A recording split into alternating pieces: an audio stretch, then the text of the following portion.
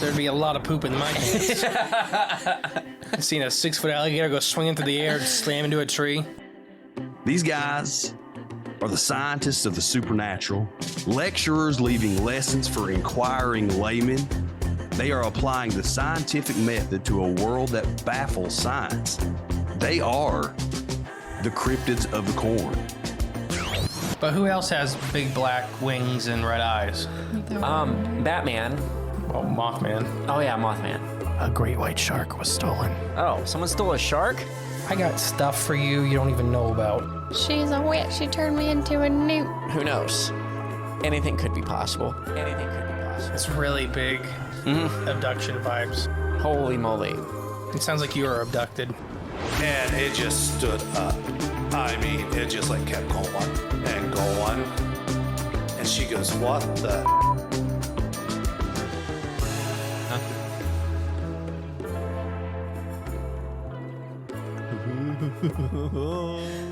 Hey guys, welcome back. I'm the Great and Powerful Mystery. You're listening to Cryptids of Corn podcast. Nobody else is in here with me. And I didn't realize the mics were on Jay. And that's what all the hand signs are for. Huh? I was reading over here. What? He's waving at me. Why are you moving your hands like that, Justin? I've never seen that before. It's not like we've just recorded 7 hours worth of stuff before this. I don't know. Reading this, I looked over at you. I wish that was being recorded visually. Yeah. I was like, hey, mic's crap. unmuted. Huh? What? What? What? I was like, yeah. All right, this is our first attempt at this new Wednesday format. We're super excited. Yeah. Ross, it's all about Ross today. That's right. And you're going to hear Ross. We're going to read from Ross. Ross has some amazing encounters, very scary encounters. Not amazing for Ross. I'll put it like that. And I haven't heard or read any of this yet, so this is my debut. Unfortunately, I have to listen to the ones beforehand. Right, just to make sure. Yeah. You guys and Ross, I trust Ross. Ross, Patreon member, all that stuff. Ross is, we've had a lot of fun with Ross, but he's just like, you never know. You got to test. I do have to give a language warning. He does use a couple swear words through this, so for everybody at home, that's your warning. It's not bad though. It's not like, we love Chaz of the Dead. Yeah. But Chaz cusses like my wife. Right. Oh gosh. Only when she's mad. When she's around her family, or she's outside, or she's inside, or she's awake. Awake conscious. Yeah. Oh gosh. Emily sounds like she grew up on on a naval ship. Interesting. It's just like you notice how I'm staying out of this one. Mm-hmm. She doesn't listen to these. That's a lie. She binge listens. Yeah, she won't listen for like 3 or 4 weeks, and then she'll be like, "What are you talking about me on the show?" This will be one of them. Yeah, for sure. Not like she's in the next room. I know, literally. So this is our new kind of format for Wednesdays when we don't have a guest interview lined up. We're going to try to cut back on some of those interviews because they eat up so much time. They're kind of hard to schedule. So this is through SpeakerPipe, our voicemail service. So if you guys want to do this, please leave us voicemails, anything, if you have your encounters and stuff like that. Encounters, you got good stories, or just you want to send us something funny. I don't know. Oh, yeah. If we get enough funny ones, we'll do a whole episode on funny ones. Yeah, okay. That'll be funny. Yeah. So thank you, Ross, again. So Ross's encounters are going to be kind of split up into 3 groups. Okay. I have one short audio one, is his first encounter. And then Jay here is going to read his written submission. And then I have, on the back end, more audio ones to play. Sound good? Yeah, it sounds great. Okay. You ready for his first one? Yeah. I think this will work. Yeah, I think it'll work. We'll find out. You ready? I was born ready. Hi, this is Ross. Okay, I guess I'm going to tell the first part of the story when I was younger of missing some time, and this happened in Phoenix, Arizona, in the early 90s. I'll have to try to get the exact dates, but I was spending the night at a friend's house. Everything was pretty normal, I was probably maybe 6 or 7 at the time. And we went to bed normal, and there was bunk beds, and I was in the top bunk. Sometime that night, I woke up just out of the blue, and it was this very bizarre feeling of something just wasn't quite right. It was just like an unease, a restlessness of some sort, and there was a window directly in front of us, and through this window, it was like this weird green light that like oozed through it. It almost had like a substance to it. It was strange. And I'm sitting there watching this thing, like terrified. I have no idea. Like I'd never experienced anything like that before. And all of a sudden, like it was just some time later, and the light was still there, but it kind of faded out, and I was like drenched in sweat. And there was some time that had been lost. I looked at the clock, and it was like a few hours later, and there was no recollection of that. I didn't fall back asleep. I didn't move. I didn't do anything. I was kind of paralyzed with fear initially, and when I snapped out of it again, I was in the same state, in very similar position. Just again, it was just terrified. I had no idea what would happen, and I didn't really sleep much the rest of the night. The next morning, I figured there was some sort of explanation for it. Maybe there was like somebody had a light or was shining through the window, or I just didn't know. I was a little kid. So me and my friend went out and looked for this light, and we could never find anything. Nothing really made sense as to what had happened. But it was pretty terrifying. It ended up actually having a correlation. It was around the time of the Phoenix Light incident. I mean, I don't want to say that there's a direct parallel necessarily, but it was around that time period that all that happened, and that I experienced what I did. And that was one of the first things that I really ever happened. It was not the last by any means, but it was pretty terrifying for a little kid. But yeah, that's my little story of I don't even know what, but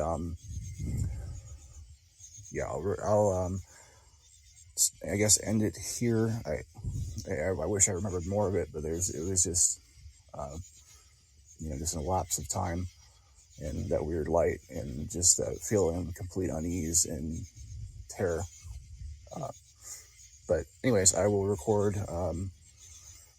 the continuation of the Gray Man story here in a second, but this is the end of this one. Okay, so he, I guess, woke up and seen the gray light or green light out of his window. Yeah. And then had that loss of time, and then it was oozing almost. Like he describes it very. I don't use like organic-ish, like melting light. I kind of picture it, and Ross can tell us later, like an add-on or whatever. To me, it kind of sounds like, you ever seen the underside of somebody welding? Yeah. How it's orange light, right? But it's kind of pulsing and oozing and stuff like that. Yeah. It's almost like a liquid to the light. Yeah, because it's liquid metal. It's right, so exactly. hot, it's glowing. Exactly. Yeah. So that's kind of what I picture, but the green version. Yeah, but a ball, like. And then Ross,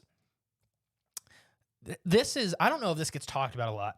There was a lot of UFO weird encounters around the whole country around the Phoenix Lights incident. They just weren't, none of them were as grand as the Phoenix Light. We're talking, Phoenix Lights had thousands of witnesses. Right, yeah. Thousands. So it's really gets overshadowed, but there was tons and tons and tons of little ones. There was a bunch in New York. There was a bunch down south. There was a bunch, in Michigan and stuff like that around this time. So it could have been a very paranormal time happening. Right, yeah. Now, that was the first little bit. You have the next what section, Ross alluded to, the was Gray Man encounter. Yeah, so Ross had submitted this way before we even got the voicemail system. Gotcha. Okay. So that's why it's kind of like this. Okay. So I'll start reading what Ross had sent to us. He wrote, "This is the beginning of the Gray Man experience I had. I moved to a rural area of North Georgia / Alabama mountains. Sand Mountain was the name of the place. It was connected to Dade County, Georgia, but right over the state line in Higdon, Alabama. I was around 8 years old. When I first got there, it was a total culture shock, having moved from a large urban area in the Southwest. I vividly remember driving through a virtual sea of green light outside of my Atlanta. The novelty of the trees... Oh, wait, never mind. Let me reread that. I vividly remember driving through a virtual sea of green right outside of Atlanta. The novelty of the trees soon wore off, and I dove back into a book to stave off the boredom of a long drive to my new home. At some point, I started to feel really uneasy, so I told my mom. She wrote it off as a symptom of the major life change or something to that effect. I did my best to just accept it as nothing more than that, but the anxiety and the sense of oppression got a lot worse. It seemed that heavy feeling directly correlated to the proximity of my new home, in quotes. That was a feeling that I would live with for more than a decade. I would soon find out that it was nothing in relation to what I would soon experience. I can't say how long it was until it started, but it had to be a few months after we moved into a little trailer at the end of a long driveway in the clearing of the woods. Our closest neighbor was well over a mile away. My room was on the opposite end of the trailer as my mother and her husband's my room was on the opposite end of the trailer. Not so easy, is it? As my mother and her husband's room. You. I had a huge bay window, which will be important in a minute. So it all started kind of odd one night. I couldn't sleep despite being tired from exploring the acres of woods that I now resided in. So I'm lying there, Cartoon Network in the dark, trying to fall asleep. Been there many a times. Oh, yeah, I did that last night. Very suddenly, I'm deep in the woods in the southeast of the property. It was a place that I had been before, but not really much, although I did recognize it. It was the strangest feeling, like being a passenger in another one's mind, seeing through their eyes, but having no control, just along for the ride. It was disorienting, to say the least, and it exponentially worsened when whatever it was started to move. It was an unnatural speed, predatory and precise, kind of reminiscent of the way an animal would stalk its prey, darting from cover to cover, tree to tree. It was a blur until it stopped again, just giving me the time I needed to regain my bearings as much as I was able. This only lasted for a few seconds, and I snapped back to my own body, again laying in bed. It was such a strange feeling, and I didn't want to even think about it, and I didn't want it to be real. The next night it happened again, and the next, and the next. After a few days, I realized that each time it was for a bit longer, and it definitely seemed to allow me to see through it longer each night. I can't say how long this lasted, but it was long enough to be a commonplace event every night. One night, I was coming up to the clearing of that the trailer was in, and I realized as though my consciousness was in this thing's mind to some degree. An all-consuming sense of dread started to rise up in me, worsening with every brief pause behind cover. And then he wrote in parentheses here, note, thinking back, this thing didn't seem to operate in any sense of time and space that we are accustomed to, because it would pick up every night in the place that I left its mind or whatever, but I didn't think it was frozen there until the next day. I think it was just playing some sort of game or something of the kind, like when an orca plays with a seal or a cat and a mouse. And end parentheses. As my terror reached a crescendo, I was suddenly ejected back to myself. I don't know if I did it or it killed whatever link it had made, okay, let me reread this because it is now throw in some Swahili. Huh? Now Swahili. throw in some You mean Swahili. More Maori or I'm just whatever? saying it's hard to read off a script, Right. and But then add a foreign language. I think he typed in an extra word by accident. Don't blame it on him. So I don't know if I did it or it killed whatever link it had made, but it was different this time. I sat straight up and turned toward the window, and I just knew it was there, that it was just a few feet outside of the tree line. As much as I didn't want to, I still gathered myself up to look out that bay window at the tree line. It was there, leaning from behind a huge, large tree right at the edge of the woods. It was tall, very tall, and its skin was taut, like it was stretched over its bones. But I don't really remember any detail of its skeletal anatomy. All its features were grotesquely elongated, like they were stretched out purposely. It had long, clawed fingers that curled around into the common sign that you would use to beckon someone closer to you. Its face was large and humanoid, but with the same stretched-out look. It had a smile that was impossibly wide, and large, long, sharp teeth, skinny and needle-like. Its eyes were really big, even with that for its size. It just stood there staring at me through the window, cocked its head in motion for me to come to it. I call it the gray man, although it had no discernible gender. It was an animal terror unlike anything I have ever felt, but I found myself having to actively fight an almost uncontrollable impulse to go out to it. It was like it was almost compelling me to go with it to the forest. After what seemed like forever, I was able to pull myself away from the window and crawl back into bed. All I could do the rest of that night was wait for it to get tired of waiting and decide to come to me. It never did, and when the sun finally came out, I couldn't feel it anymore. This was the new normal for me. Almost every night it would come back and wait and watch. The compulsion lessened eventually, though, which was the only real silver lining. I stopped sleeping a lot and would spend the nights in the living room as much as possible, as much as I could, which wasn't often. After quite some time of living with this thing, appearing all the time in different places, it got closer at night.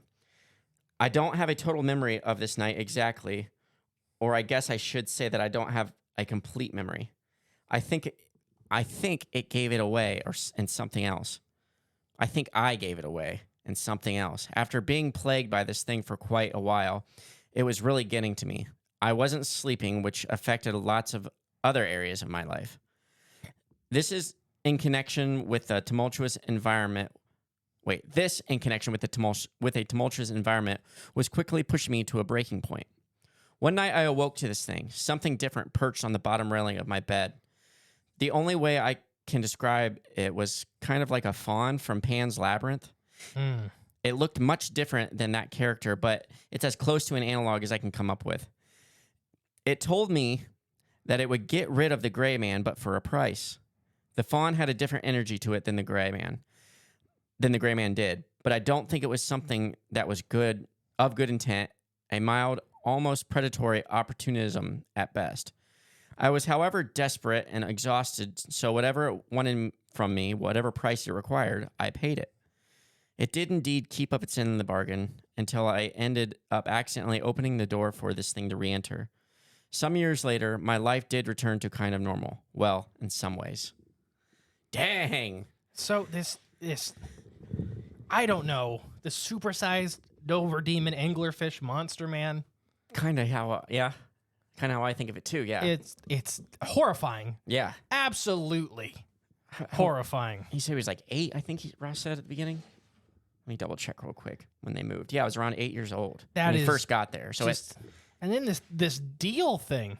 So the fawn thing I don't like because it reminds me like all the stuff that's going around at Pan, the Green Man, all this like higher end trickster deity demon thing. And so me and Ross talked off air before this about this part of the encounter. Yeah. There's a book I read in my childhood, and I wanted to bring this up on the episode. If anybody has ever read the same book, I need your help remembering it. I only remember like a good chunk of it. There's still pieces missing. Like this kid moved to Alaska, and the first night he's there, he gets stung. It's called like Blue Dot or something like that. He gets stung by this giant scorpion tundra cat thing. Okay. And it leaves a blue like freckle on him, and it runs away. Giant monster. And what it is like seasoning him because he starts getting these episodes where he starts seeing it hunt other kids, and it starts every night. He starts like after a couple weeks, it starts beckoning him out, luring him out. But it's doing it to all these kids around like this little countryside. Mm-hmm. And eventually they end up like killing it. But this monster it would like sting them. It was impenetrable. It only shed once a year after it was done eating. It would shed its exoskeleton and go back into hibernation before the winter ended. So was it eating kids or something? Yeah. Okay. It was only eating kids. Gotcha. But it was doing the same thing. It was like a beckoning thing. It would sting them. Like they would start getting colder and colder and colder, like unreasonably cold. But if you survived like past the age of like 16, it didn't want you anymore. Yeah. But you still had all the side effects. Wow. And I can't remember the name of this book for life of me. I've tried to look. I looked, couldn't find it. I found the creature on a DeviantArt. Okay. like on a DeviantArt page with no information. It's called pale blue dot or blue dot creature. Yeah. It's literally what it's called. So I thought the book was called Blue Dot, Yeah. and then I couldn't find anything from that. So if anybody can help us, because it's literally has a lot of the same elements that Ross has here. Wow, that's kind of crazy. And it's like a no-name book. Yeah. I literally went to the Ada Public Library and asked for any book on cryptids or monsters, and they're like, "Here you go. This is it." Still there? No, I know. I don't think so. I think I probably kept it, Oh, okay. and it's not in my collection. We should go to the library and check. It was probably never there. Yeah, it probably wasn't. Probably anyways. So this creature is absolutely Terrifying. horrifying. Yeah. If anybody, one of our artist friends, wants to do art of this, let us know. I'd love to have art for this. I mean, aside from my, awful reading of it, but You imagine that it's the teeth are really, I think, really good. Yeah. The needle-like teeth, the really thin needle-like teeth. I just wonder what would have happened if he had gone Oh, out to it. We'd never know. He'd be dead. I mean, he'd be dead. He'd be eaten. It's crazy. What else and did then, this thing want? And then the mind projection where you're looking through its eyes. See, that's the big thing with that book. Right. Yeah. Is It's the that same thing. it was a part of the torture for Yeah. its seasoning of the food of the prey, is that it was letting it see the hunt of other kids. Wow. So it's kind of it's almost like it's raising fear within you. Yeah, like so your like you wanna adrenaline's do running. the adrenochrome or whatever. Yeah. Like literally, it's like So what if this thing is like it almost reminds me like a demigorgon from yeah, I can see that. like something similar like that. I Except really it's, see instead like of actively a going for you. supersized Dover demon with an anglerfish mouth. Yeah. Oh yeah. Is really what I think in my head I see. But gray, this pale gray, this like off color. Right. Yeah. And then the entity he makes his deal with, and he has no idea what he traded. Wow. That's scary. I know. I would be like, Man, Ross, this is intense. This is intense. I don't know how. this is a good one for our first one ever. Yeah. I don't know how old you are now for sure, but gosh, like I almost just I kind of want to follow up with you on this. Like, I mean, I talked to Ross. Like I was talking to him last night. yeah. Okay. Man, this is intense. If you did any of our social media stuff or our Discord stuff or our Patreon stuff, you would know these people. Yeah, probably a little bit better. Huh? But that my aura of mystery around me is what drives things. Yeah, that's what it is. That's why I tell myself it is. It's weird. This is very weird. I think the weirdest part of it, and I don't know, Ross, I try not to talk to you too much about it because I Yeah. want to do this for the show. Yeah. The weirdest part of it's the trade at the end. Yeah, of it, that to is. Yeah, it is. me. That I think it's a setup, You think it could be the same entity? or that they're working together or something Yeah, like that. yeah. Because this other thing could have got him at any time. Obviously, Right, they yeah. can get into his house. Yeah, unless there's like it has to. I wonder if it has to function by some rules where. Like vampire rules, like you have to be invited in, or you have to Yeah. make the choice to come to me, or Right. something like Yeah. that. It can't just go and get you. I get the vibes that this was always the goal of this other being's goal is to offer a deal to make the gray man go away. That's the goal, to accept the deal, to create this scenario Yeah. of torment Right. Yeah. and sleeplessness to make you accept the deal. I wonder what it made him give him though. I don't know. I don't know either. We pray for you, Ross. Yeah, we definitely. Oh, we have a lot more to hear from Ross. Yeah. So that's Maybe just. some of your questions will be answered. All right. Are we ready for Ross's next? Yeah, so that's, these are that's the written portion of Ross's. Yeah, so the next thing is the next thing after this. These are in 4 parts because our little speaker pipe will only let you do 5 minutes at a time. Gotcha. So there's like a string of 4.5-minute things. Okay. He was pretty good about ending it early. Gotcha. Okay. All right, ready? Yeah, I'm ready. Let's hear me more from get- Ross. All right. I gotta find it. 3. Okay.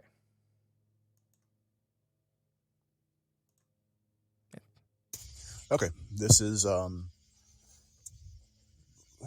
the follow up to the Gray Man episode. I guess what the last thing was is when that fawn or satyr or whatever had come in, and this is years later. I was probably in end of elementary school, middle school when that happened, and this was in 9th grade in high school. I was approached by a kid that I knew him, but he wasn't necessarily a friend, maybe like a kind of an acquaintance. And he approached me because at the time I was pretty into studying like the occult philosophies and different things.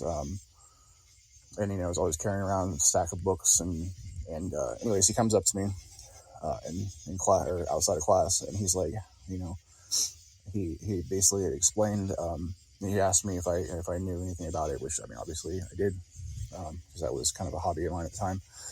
And so he told me that there was a guy that had got a hold of him through AOL Instant Messenger. And this all seemed kind of far-fetched to me at the time, understandably so. But he said that this guy had messaged him out of the blue, and that he was trying to get him to retrieve something from a place called the Castle, and it was under a flagstone, and it was supposedly a book of some sort. And I kind of thought he was full of it, but I really didn't have a lot to do at the time. It was a rural area, and after there's really just nothing to do. So I humored him and went with him and to his house and read the chat logs that he had saved. And the first thing I kind of noticed was that if he was faking this, he spent a lot of time, a really large amount of time, typing back and forths, these chat logs of AOL Instant Messenger. There was like dozens and dozens of pages of him going back and forth with this guy. And apparently the guy had contacted him weeks before, and it was, over some time period. Not to say that at the time that I was, completely convinced, but, some time passed and we started, looking into it and trying to figure out what this place was. This place called the Castle, because the dude was talking, very cryptically. There was no, it was almost like he didn't want to give out more information, than, I don't know. It didn't make a lot of sense in the fact that he was wanting the guy to go retrieve this thing, but at the same time, he wasn't giving a lot of information as to what this actually was, where it was, and why he wanted it. So, I go over there off and on for, a week or so, and eventually the guy contacts him again. Sorry, there's traffic. And, so I actually end up talking to the guy too. And he's basically, the story was this. He wanted my friend, we'll call him, and eventually I, to go to this place, and it was pretty close to where we lived, which is in the North Georgia mountains, to retrieve, like I said, a book that was underneath a flagstone in a place that he called the Castle. We went back and forth for a long time. We tried to get as much information as possible out of this guy. He wasn't very forthcoming, but, it was little pieces here and there. I don't know if he was just trying to string it along to keep us interested or what it was. But as soon as contact was made, a lot of weird stuff started happening. At first it was just, little shadow people kind of you catch in the corner of your eye. And then things progressed to, we were leaving school one day, and there was these railroad tracks that were pretty close to the high school I went to. And we started finding the corpses of animals that had been drained of blood and usually were decapitated. And it wasn't, the first time it was unnerving. I think the first one was a deer. This is the end of part one. I'll continue on the second one. And he picks up pretty quick, so I'm just going to keep playing. Okay. This is part two. The first one was a deer that was, all the meat was there. It had just been gutted and was sans head. And there was no blood, and it was just laying on the railroad tracks. And I thought it was really strange, obviously. Why, there's a lot of hunters in the area, but why would somebody just leave a fresh corpse like that? Anyways, he didn't live very far from the school, so we continued about our way. And just kind of waited for this guy to contact us again, because he never really responded to us, or very rarely did he. And, more weird stuff started happening. Around the same time, there was this black dog that would sit outside or across the street from my house, and it would just sit there and stare at the window, just watch my house, and it was freaking huge. It was would have friends over, and people would see this. It wasn't the only person. So anyways, we did some research and ended up getting this guy's name, and he ended up being an occultist himself, and a practitioner of left-hand path, ceremonial magic, and he had been kind of ostracized from that community in the area or in the region, I guess. It was So, just weirder stuff started happening. Like, the more that we looked into this, I guess, and the more that we didn't go to this place, which we still didn't exactly know where it was at the time. One of the specific instances that was very disturbing, I was sitting outside of another friend's house, and it was me and his sister and myself. And I was sitting and smoking a cigarette, which, it's in high school. Shouldn't have been smoking, but whatever. Anyways, sitting smoking a cigarette, and we all kind of turned towards the road. It was this weird feeling of, like, again, just things being off, like this strange off-putting, like almost like the wind was carrying a wrongness to it. And there was one streetlight on the road, and a dust devil or a thing of leaves kind of got picked up by the wind, and as soon as it hit the road, it made the shape of a person, and it walked across the road. It was like this leaf man thing, and it walks across the road, and as soon as it hits the other side, right outside the street lamp, it immediately goes back into this swirling mass of leaves, and we all just looked at each other and we're like, what the fuck, and dropped our cigarettes and just hauled ass back into the house. Because it was none of us had ever seen anything like that. It was pretty terrifying. And so it was around this time that the gray man thing started appearing again. I started seeing it again. And I wasn't the only one this time.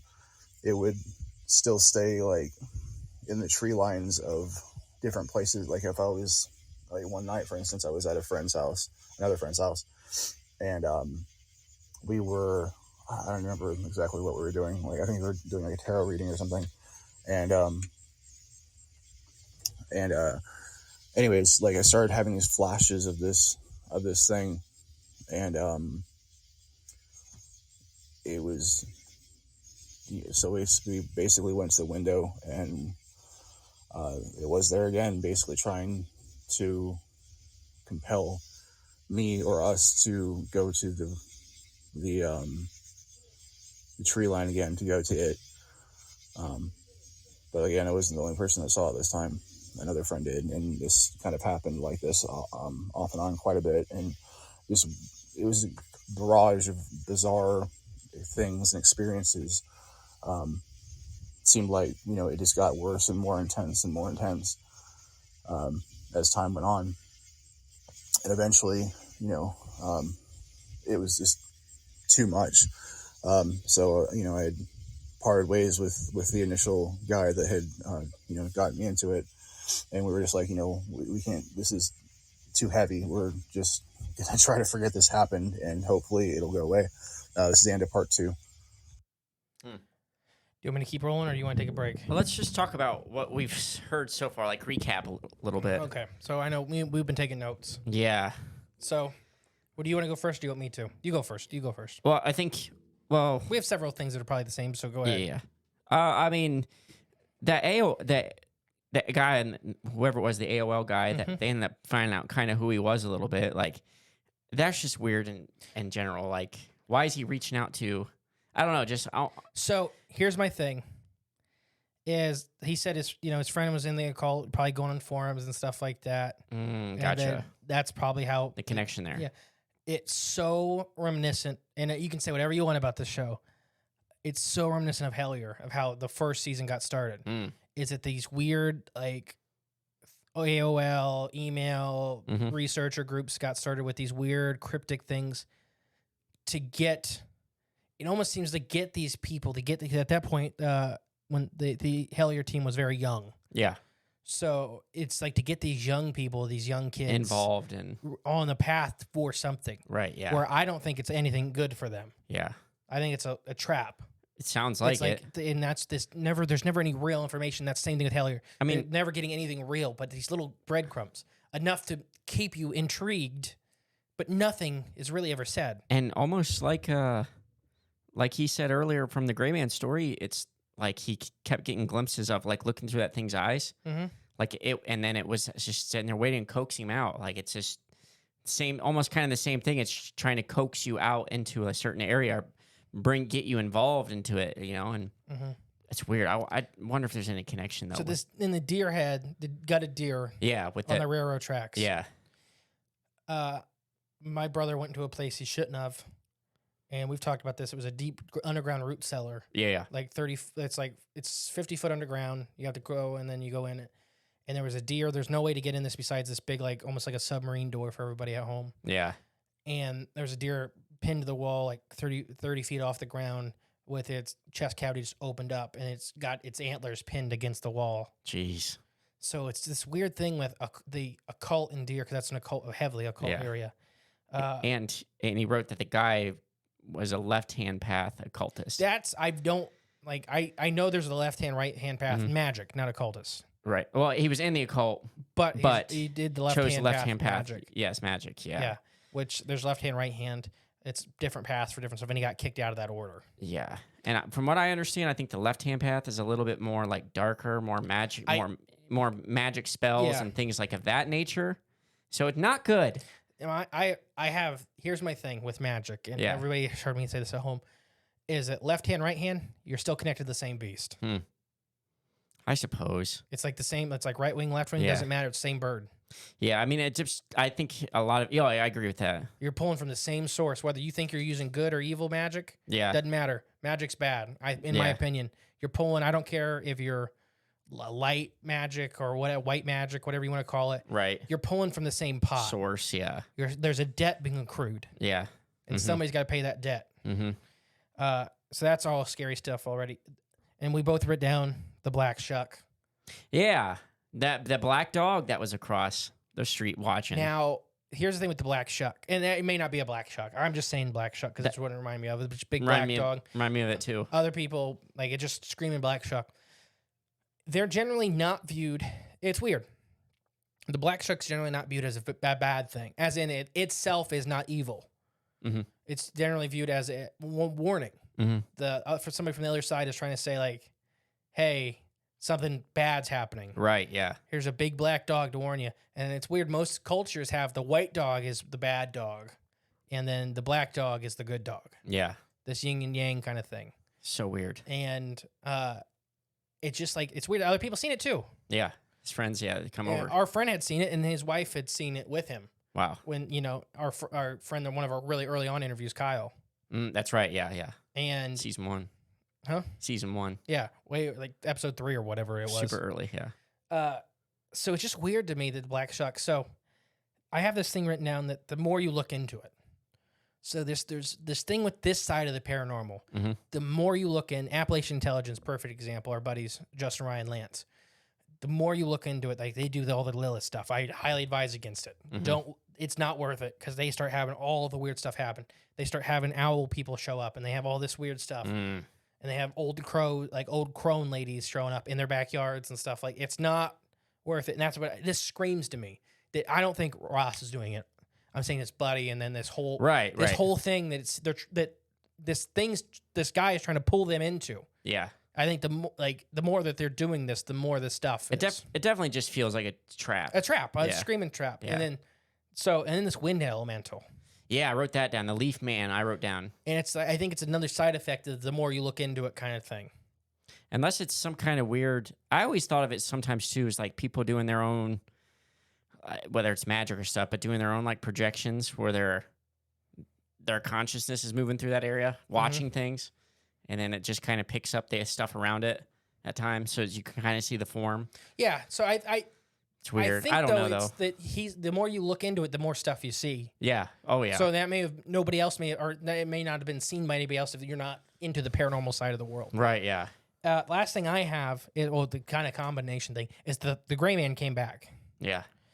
And that's right there tells you whatever trickster deal thing was a farce. Right. In its first part, because it lied. That's why I think it was the same entity, or they're in cahoots. Mm. That it's a trick. Saving it for later. Yeah.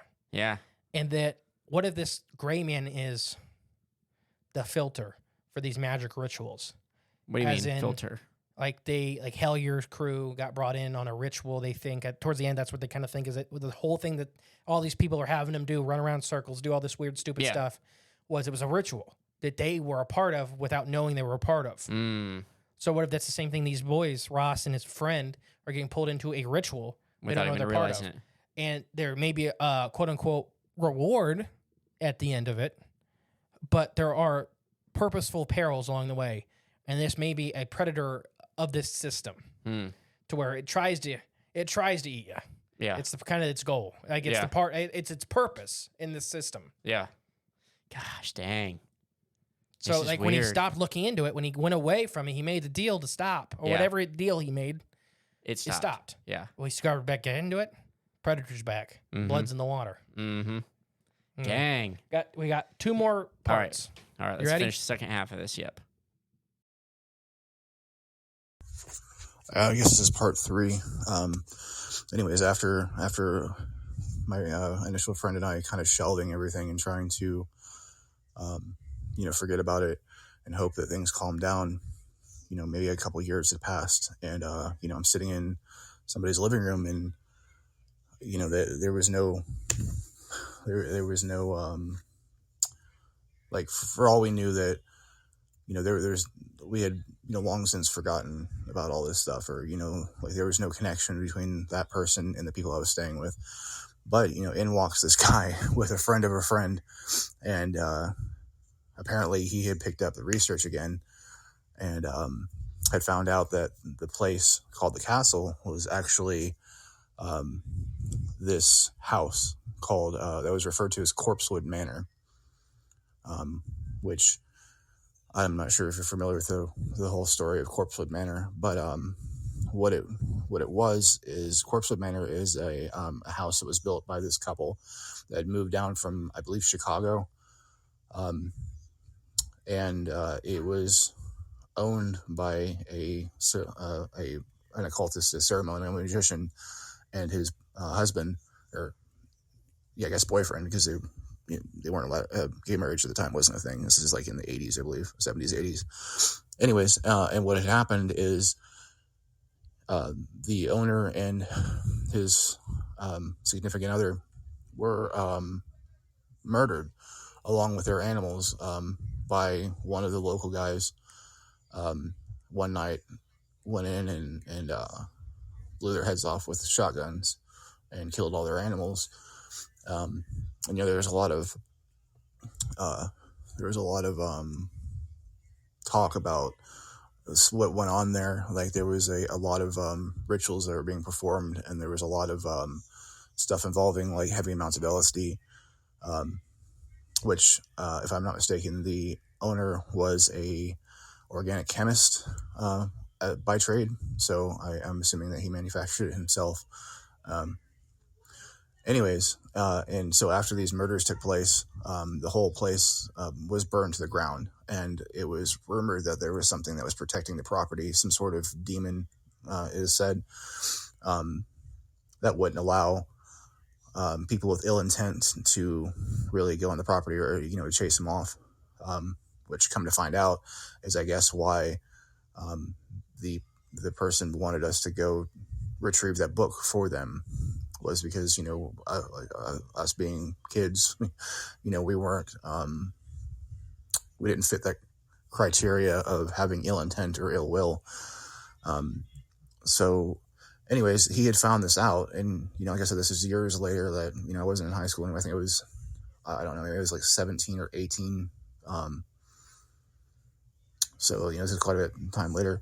And he would just pop back in my life, and every time that would happen, like, it would just be the most random things. And he had never ever gone and retrieved it, but he kept on doing research, and he'd find more stuff, and things would start just going apeshit again. Like, weird stuff would start happening.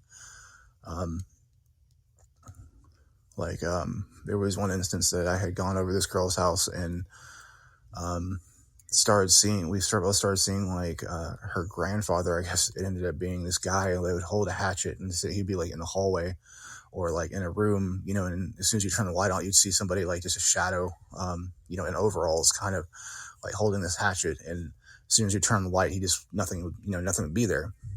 And so just weird shit like that. And apparently in that instance, what had happened was, it was supposedly her grandfather said that he would stay around to protect that property from, in the family, from anybody that, brought in negativity or whatever, however, you want to really phrase that.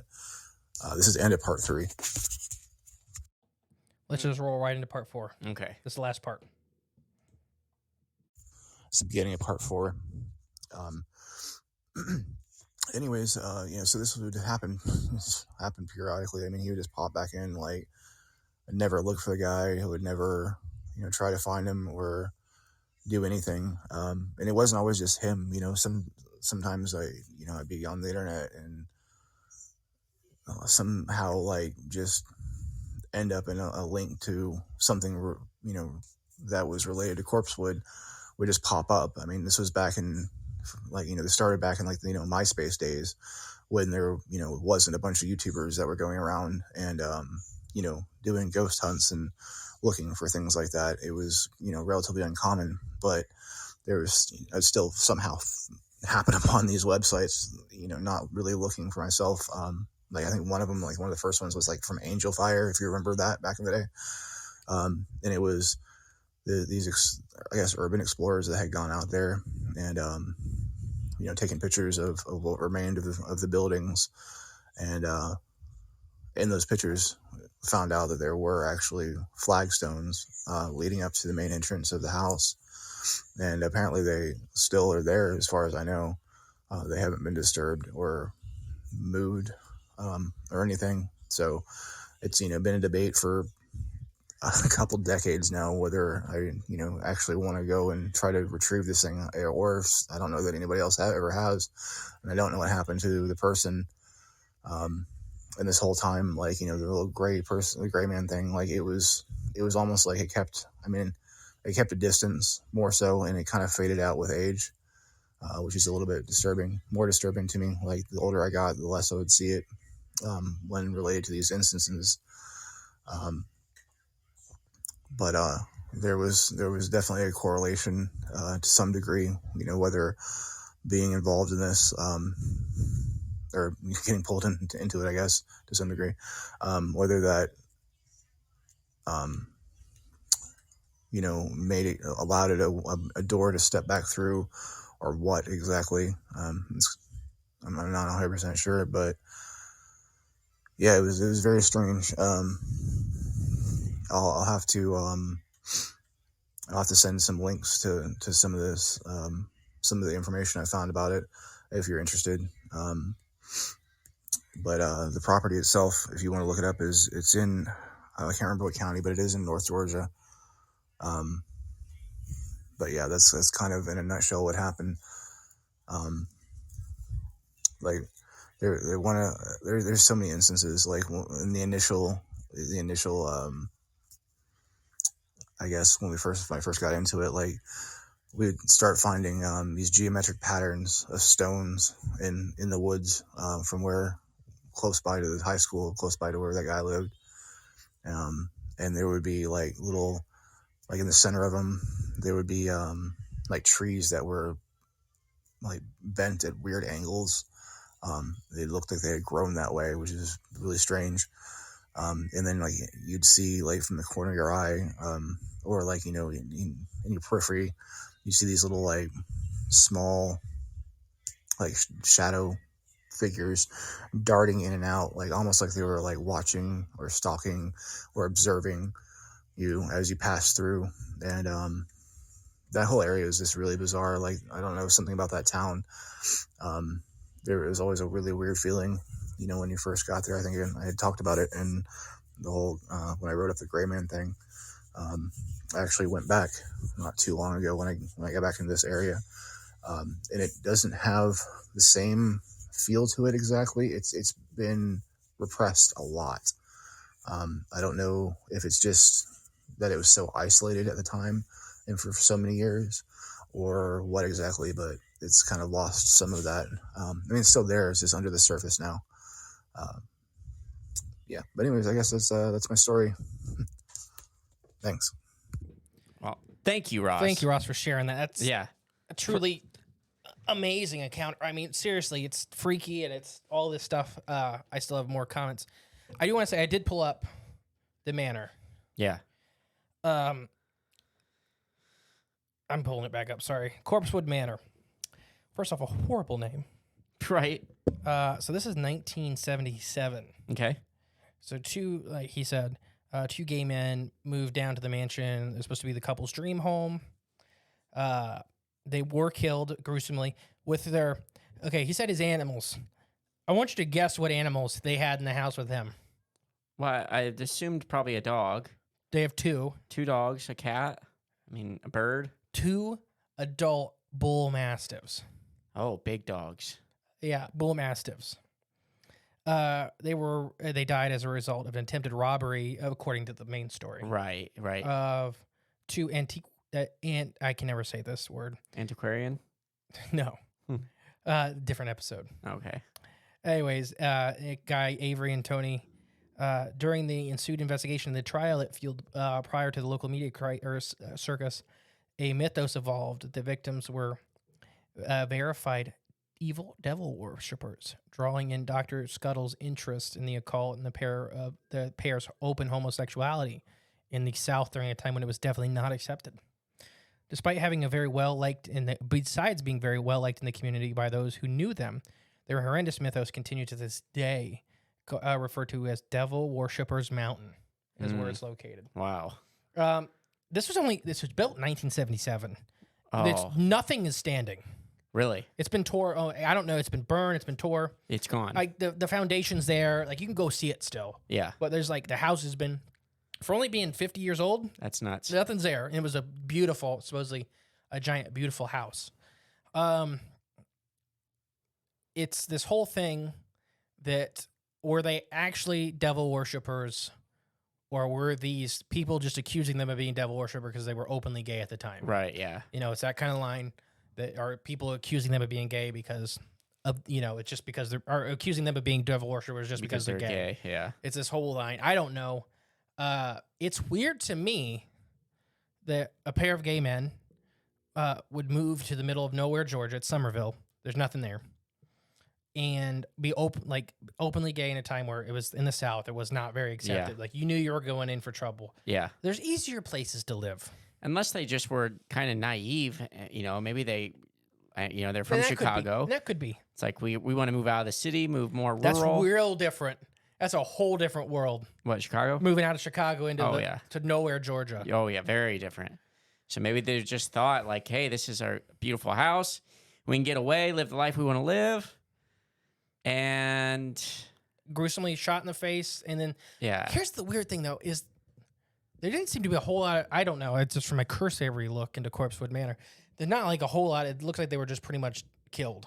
Right. Yeah. And 2 bull mastiffs. I don't know. That was the most striking thing to me is the 2 dogs. That's now, crazy. There is a lot of lore already from my cursory search while he was talking. Mm-hmm. It says if you take bricks, stones, rocks, or anything of the sort from the manor property, you'll be cursed for all your life. And it has this whole thing with with things we don't talk about on this show because I don't want the show to just explode. Yeah. That these objects around, if you take stuff from them, people have mailed it back to the state. It's owned by the state now. Right. Yeah. They mailed it back to the state to please return to the property. Yeah. That happens here too. Yeah. Nobody talks about it. We'll have to do a whole episode on this manor because it's odd. There's a lot to it already. Really? From what on the state. That's all from the state's page. Oh wow. Okay. What the state has admitted. Yeah. That they get mailed rocks constantly. So I can't imagine bricks. what other stories are out there Yeah. about it. Yeah. So that's weird to me, though, that there's this curse around taking bricks and stuff, and they wanted you to go underneath the flagstone. Hmm. You know, these big flagstones out, in the Right, walkway to the yard. Yeah. And they're too young, like the innocence. Yeah, that made sense. From what he said, that makes So in my head, they're still, and it screams they're a part of a ritual. right. Yeah. They're there because the guys that are setting them up, no, they can't go because they're all going to die. Right. Exactly. Yeah. There's like, well, it reminds me of basically the thing at my house, my old house. Right. It's attached to something. And the more you mess with it, worse it gets, worse it gets, worse it gets. Wonder if that book really was there though. See, I don't know if it's a like the kids, Ross and the buddy could have been a sacrifice to the thing. Yeah. There could have been nothing under these rocks. They want you to go there and flip all these stones to make the thing angry. What if their heads weren't blown off by shotguns, or they're ate by that gray thing? Oh gosh. Like it's part of a ritual. Anyways, Ross, I guess what we're getting at is don't go back. Yeah, I don't think there's a book under the ground. Don't even. Yeah, it's not worth it. I don't want to know. I don't want to know. I really don't think there is. I think this is like a setup ritual thing. It's very occulty. Oh Like, yeah, it screams like trying to trick two kids Yeah. into a very dangerous situation. Right. Yeah. It seems very ritualistic. Well, dare I say, very left-hand path, perhaps. I don't know. I've know never either. looked into it. So I don't know either. I don't know. It's just. Do you have any more notes? I just really like taking in that whole story. Like Ross, that's an awesome, not an awesome as in like I'm in awe, almost inspiring. Yeah, like As this in is the true definition of the word awesome. It's horrible for you. yeah, It's horrible for us. but one hell of a life experience, I guess. I don't fully know. believe if you went away and dug up that book, you'd be dead. Yeah, I don't think we'd ever heard this I story. don't think there's no book. Yeah. I think it's all a ritual. It's so crazy. It's so crazy. So imagine how much of this stuff is going on just around the country, like in general, like all over the place, not just in this one area. This is probably one of thousands of things just going on like this. You know what I mean? Mm-hmm. Yeah. But here's a little glimpse into it. And I think these rituals happen constantly. Yeah. And I think that could be a part of the missing 401 thing is getting these people to walk out in the middle of national state parks. Yeah. And it's a part of the ritual. And it's like you have history of having family being part of ritual and stuff like they were not willing participants. Exactly. That's what I'm saying. Being victims of a ritual. But it kind of reminds me, and too, like parallels with like kind of Stranger Things. I know you haven't seen it yet, but on season 4, there's ritualistic part where they're feeding people to like the Demogorgon, like they're feeding it to him, like it's a part to keep it contained, like to keep it satisfied. They're actively feeding it so it stays enclosed, it stays docile. But as long as they allow it, they give it the opportunity to eat and hunt on their terms. They are gaining their power from them sacrificing things and kids to this thing. It could be that too. Yeah. Yeah. Dang. This is intense, Ross. This one hell of a story. What if the buddy got in on it? Like he tried to drag Ross into it? Yeah. I mean, why would he approach him in, maybe he was ordered to give him, well, I don't know, maybe. But then he'd have to play up some part of acting with all the messages that Ross read through. Mm-hmm. So, I mean, maybe it's all an act, but it's either way, it's frightening. You're out in the world. Keep your guard up. Keep your awareness up. A lot of... Hey, kid, you want to go dig up a book? No. Yeah, it's simple. No, I don't. Simple. That simple. Move on. To the next. Especially like not answering any questions and not... Like he could have just said, if he wanted these kids to go dig this thing up, or when Ross and his buddy to go dig this thing up, it's at Corpsewood Manor. It's under the flagstone. Yep. Just go up there. Just go get it real 20 quick miles and bring away it or to whatever. me. Yeah, the fact he didn't do that is, trying to lure them there, trying to get them involved. The castle. Yeah. Like it's this mystery thing to keep. To it, yeah. Wow, this was intense.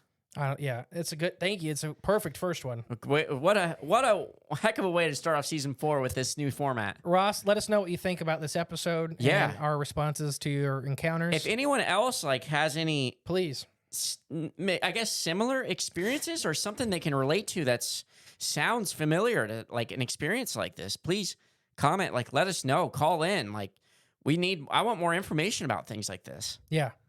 Oh gosh, I don't know if I do. I mean, I don't know. All right. Well, this will just be Jay's part of the show, I guess. I'll just turn it on and leave That'll for the be rest me. of the time. Yeah. I have been the great and powerful Mr. E. And I've just been Jay. And remember, guys, the links are all below. Join Patreon if you can. It's a lot of fun. If you want to submit your story, use the speaker pipe link. Get ready for the documentaries are coming out probably this weekend, actually, when this thing comes out. Maybe, or the weekend after the first episode. We'll see. All right, guys. Bye. Thank you for listening to Cryptids of the Corn podcast. Please share with a friend you think would like us. It's the best way to help our show grow. Leave a comment, rate us, a 5-star review, and remember, there is always extra content on Patreon/cryptidsofthecorn.com. And don't forget, stay magical.